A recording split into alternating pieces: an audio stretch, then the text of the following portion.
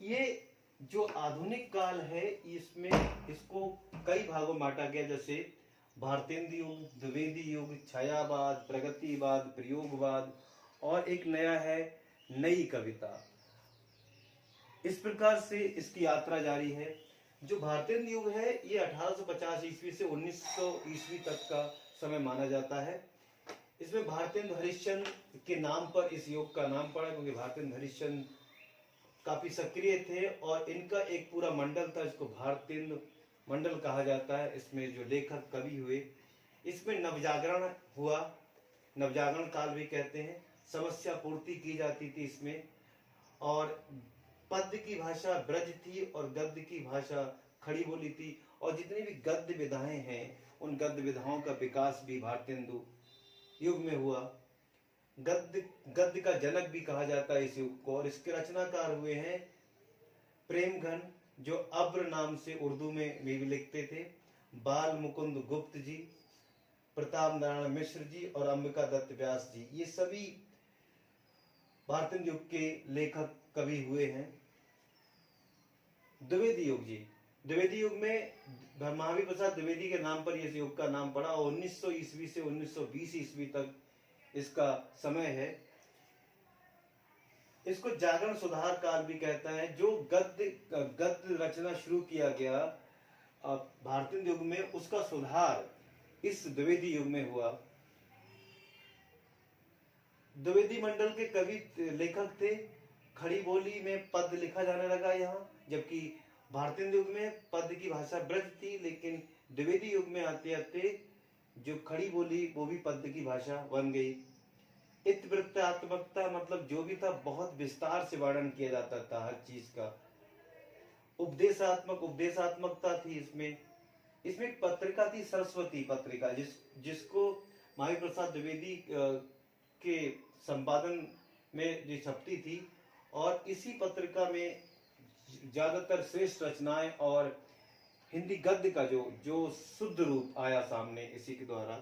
मैथिली शरण गुप्त जी हुए हैं इस काल में, जिन्होंने साकेत महाकाव्य की रचना की, कवि मैथिली शरण गुप्त जी। हरिऔध जी, जिन्होंने प्रिय प्रवास की रचना की। और श्रीधर पाठक जी खड़ी बोली पर आधुनिक काल में खड़ी बोली के प्रथम कवि माने जाते हैं, लेखक माने जाते हैं श्रीधर पाठक। इनकी रचना भारत गीत। छायावाद, द्विवेदी युग के बाद छायावाद आता है। छायावाद 1918 से 1936, 1918 में झरना जयशंकर प्रसाद की रचना से शुरू होता है और 1936 में ही जयशंकर प्रसाद जी की एक रचना है कामायनी, उस पर खत्म होता है। प्रकृति प्रेम है छायावाद में। रहस्यवाद था, मुक्तक छंदों की रचना की गई थी, मानवीकरण किया गया था चीजों का, मानवीकरण अलंकार का प्रयोग हुआ, लक्षणा ग्रंथ लिखे गए, लक्षणा शब्द शक्ति का प्रयोग किया गया और बिंब व प्रतीकों का प्रयोग किया गया। ये झरना हमें बताया, झरना से शुरू हुआ। कल्पना बहुत अति थी, कल्पना जितनी हो सकती थी। और ये निजीपन था, स्वयं का के बारे में लिखते थे। प्रसाद, पंत, निराला वर्मा, चार ये बहुत मुख्य कवि माने जाते हैं। जयशंकर प्रसाद, सुमित्रा नंदन पंत, सूर्यकांत त्रिपाठी निराला जी और महादेवी वर्मा जी। उसके बाद आता है प्रगतिवाद, 1936 से 1956 तक, 1956 तक। प्रगतिशील लेखक संघ शुरू हुआ था 1936 में, जिसका अधिवेशन एक बैठक हुई थी लखनऊ में, और उसके बैठक के अध्यक्ष थे हमारे प्रेमचंद जी। ये जो इसकी ओरिजिनल जो शाखा, ओरिजिनल जहां से विकास हुआ वो पेरिस में थी, और उसकी एक शाखा भारत में लखनऊ में शुरू हुई। ये जो प्रगतिशील था, ये दरअसल मार्क्सवाद, जो राजनीति में जो मार्क्सवाद है वही साहित्य में प्रगतिवाद है।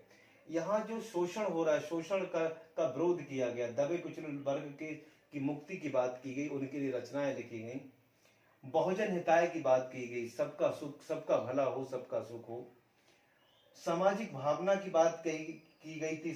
इसमें जो भी लिखा गया वो यथार्थ था, सब कुछ सत्य लिखा जा रहा था। इसके रचनाकार नरेंद्र शर्मा, रांगे राघव, रामविलास शर्मा और यहाँ नागार्जुन जी, केदारनाथ जी, ये सब प्रगतिवादी थे। ऐसा माना जाता है कि बहुत सारे प्रगतिवादी लेखक प्रयोगवाद में भी बाद में लिखने लगे थे।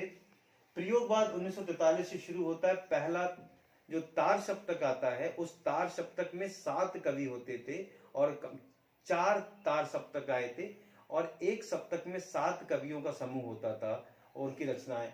तो उससे शुरू होता 43 से 50 तक माना जाता है। 36 से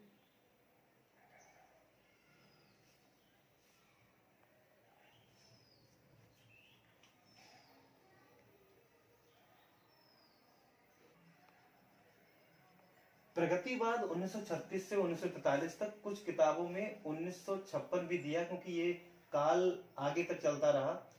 प्रगतिशील लेखक तो जैसा कि हमने बताया था, इसमें यथार्थ और ये कवि हुए। अब प्रयोगवाद, प्रयोगवाद 43 से 50 तक हुआ और प्रयोगवाद में सप्तक आए थे, 4 सप्तक। और इसके जो प्रयोगवाद के प्रवर्तक वो अज्ञे जी माने जाते हैं। इसमें प्रपद्यवाद भी कहते हैं इसको, मतलब पद्य में प्रयोग किया जा रहा था इसमें। और प्रपद्यवाद को नकेनवादी थे। नकेनवाद मतलब बिहार के 3 लेखक थे, वो उनका नाम नलिन, विमोचन शर्मा, नलिन केसरी और नरेश, और तीनों के नाम से ये नकेन बना। तो नकेनवाद को प्रपद्यवाद भी कहते हैं और ये प्रयोगवाद में ही आते हैं। इनमें शिल्पगत प्रयोग हुए, नई नई तरीके के शब्द रचना हुई और ये इनको नई राहों का अन्वेषी कहा गया। नए नए रास्ते खोजे इन्होंने लेखन में।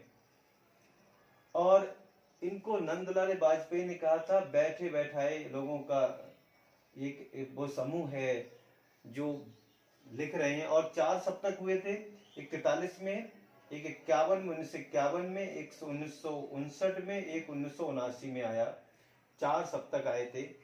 रचनाकार अज्ञे जी हैं, मुक्तिबोध जी हैं, प्रभाकर माचवे हैं, रघुवीर सहाय हैं और भी बहुत सारे इसमें लेखक हुए हैं जिन्होंने रचनाएं रची, लेखक कवि हुए हैं। तो बहुत सारी रचनाएं, तो ये 5 थे। इसके बाद एक और युग चला, नई कविता। नई कविता 1951 के आगे से 60 तक चली। उसके बाद एक कविता, और इस प्रकार अभी लेखन कार्य में नए नए प्रयोग हो रहे हैं। ये पूरा हमने आधुनिक काल जो है, हिंदी का जो इतिहास, साहित्य का इतिहास है, उसको जाना। अब हम एक एक करके भारतेंदु युग, द्विवेदी युग, छायावाद, प्रगतिवाद, प्रयोगवाद और नई कविता को जानेंगे। तब तक के लिए धन्यवाद। जय हिंद।